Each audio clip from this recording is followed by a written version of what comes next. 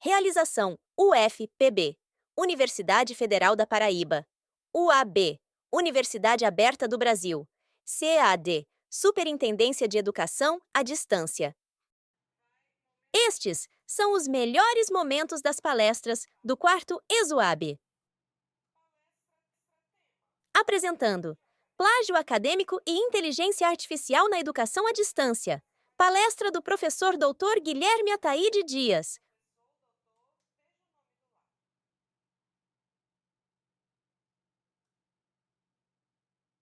Usos comuns para a inteligência artificial. Eu uso muito como uma ferramenta de força bruta, a IA. Não sei se a analogia está boa, tá? Mas, por exemplo, no caso aí, para revisar o português. Funciona muito bem.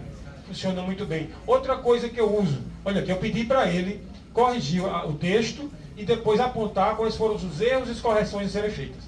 Olha, mudei isso porque não está em desacordo com essa regra gramatical. Eu passo a vista, eu olho, checo, e se tiver em ordem eu deixo, tá? Porque faz muito mais rápido que eu. Ele corrige o português melhor do que o professor Guilherme. É triste dizer isso, mas sim. Outra coisa que eu uso também para elaborar referência. Eu vou fazer um artigo, aí que coisa chata, ano citado, página, não sei o quê. Eu pego, dou as principais informações e ele monta bem direitinho a referência. É outra coisa que pode ser utilizada.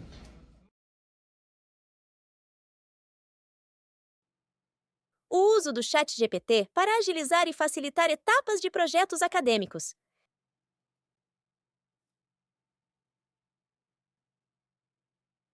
Eu estou gerando com meus alunos PIBIC uma base de dados sobre violências.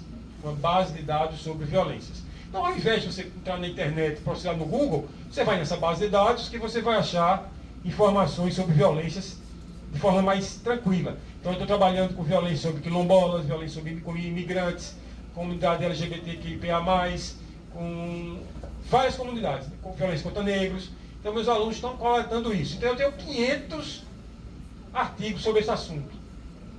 500 artigos sobre esse assunto aí, tá? Então, está numa planilha Excel, meus alunos coletaram autor, e tudo isso vai com uma base de dados, para facilitar a coleta depois. Então, chega a aparecer um problema. Eu tenho 500 abstracts. 500 abstracts. E eu preciso extrair as palavras-chave mais representativas desses documentos. O que é que eu vou fazer? Como é que eu vou ler 500 abstracts? Então, eu pedi a ferramenta para me gere uma coisa chamada vocabulário controlado. Vocabulário controlado. Na hora que o aluno vai depositar a violência na base de dados, ele coloca autor, ele coloca ano, link, conteúdo e palavras-chave. Então, você não pode tirar de sua cabeça as palavras-chave. Nem pode usar as palavras-chave do artigo, porque isso daria um problema semântico na recuperação. Você teria um problema. Por exemplo, estou trabalhando com biblioteca escolar. Biblioteca de escola, biblioteca escolar, escola de biblioteca. Poderia, para o mesmo termo, eu tenho 50 termos que se referem à biblioteca escolar. Então, não funciona. Então, na hora de depositar esses artigos na base de dados, eu preciso ter um vocabulário controlado. Um livro com 4, 5 páginas, onde tem os termos aceitáveis. Aí eu pedi ao ChatGPT para me gerar um vocabulário controlado, ou seja, extrair as palavras-chave desses 500 abstratos, 500 resumos, no contexto das seguintes violências. Então, funcionou maravilhosamente bem. Funcionou maravilhosamente bem. Depois que terminou, eu achei que tinham poucas palavras-chave. Eu disse, enriqueça esse vocabulário. A ferramenta enriqueceu um pouco mais o vocabulário. Depois eu tirei ambiguidades. Tirou as ambiguidades. E no final de tudo, me gerou esse texto com essas palavras-chave.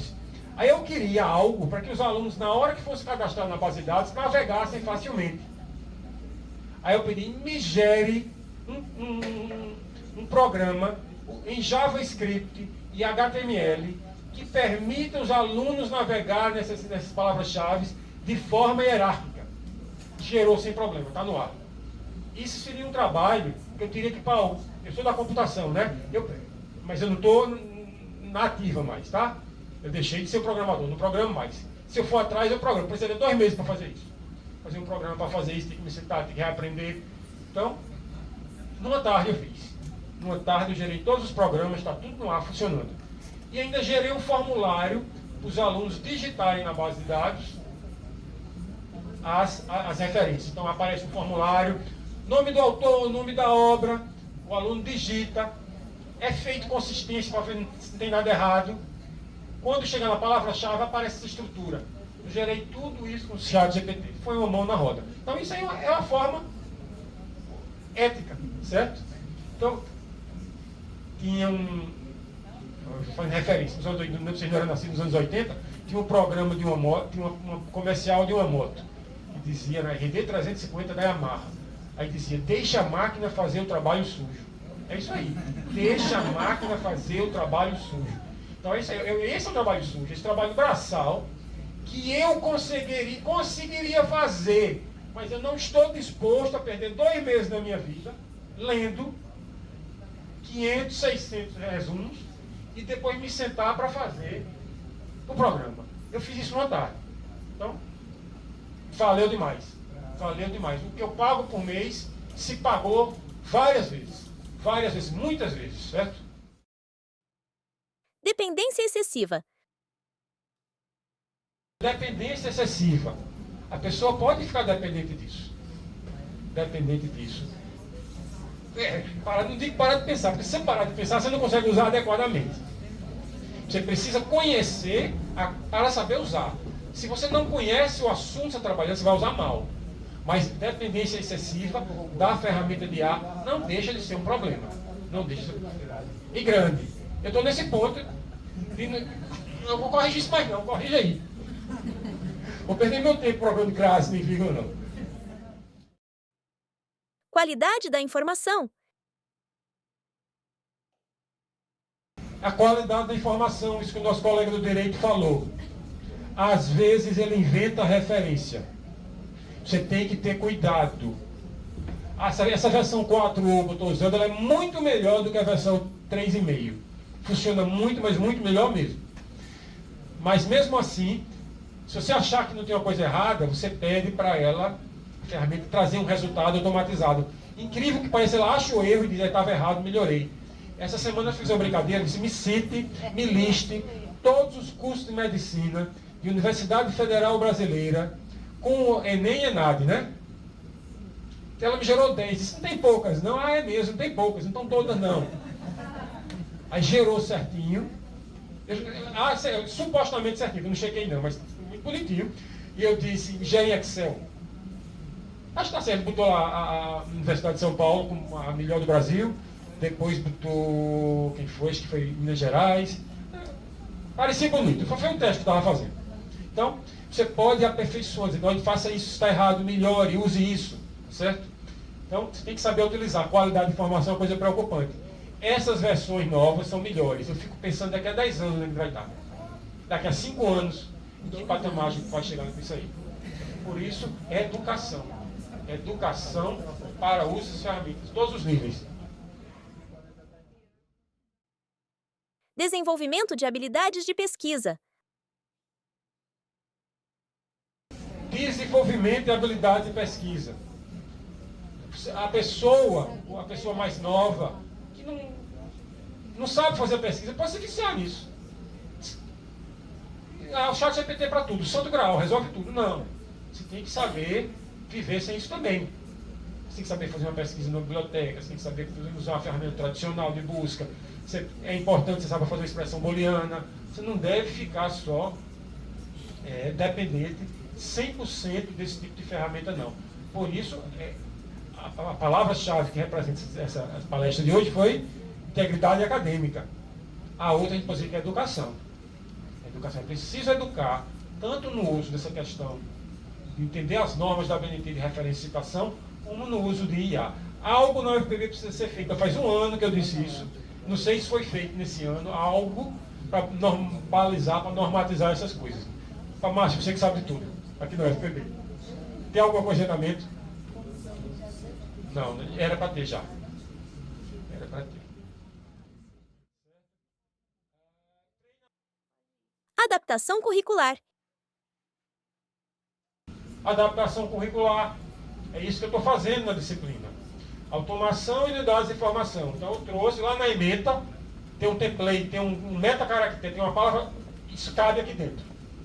Aí eu trouxe, a ementa tem 10 anos, ela assim, mas atualizações, não, isso é uma atualização, vou trazer, trouxe para o primeiro semestre, primeira nota, como eu falei, é isso. É o uso da ferramenta de IA, os exercícios da profissão, a sua profissão. Eu acho o dentista, a pessoa que mexe com agronomia, com direito, com todas as áreas aqui, tem como trazer isso para aplicar na sua área. Interação humana. Interação humana, certo?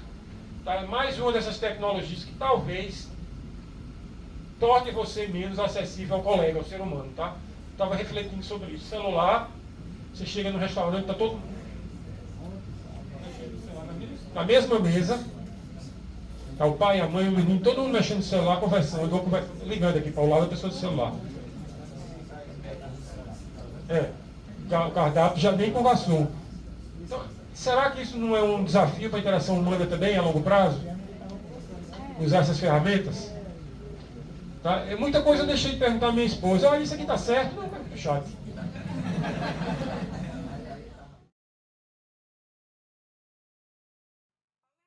Chegamos ao fim dos melhores momentos da palestra do professor doutor Guilherme Ataíde Dias, no quarto ESWAB.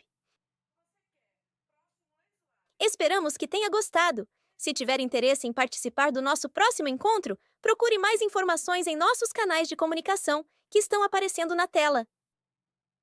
Até mais!